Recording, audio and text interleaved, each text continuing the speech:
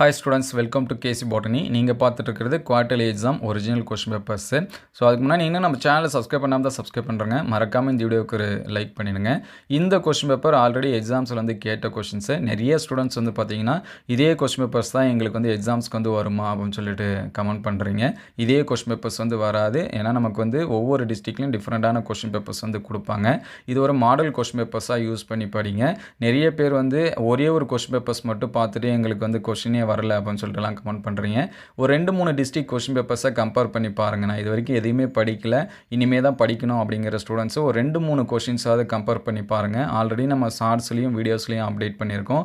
அது பார்த்தாலே உங்களுக்கு வந்து போதுமானதாக இருக்கும். அடுத்தடுத்த வீடியோவில் மீதி இருக்கக்கூடிய கொஸ்டின்ஸ் இதெல்லாமே அப்டேட் பண்ணுவோம்.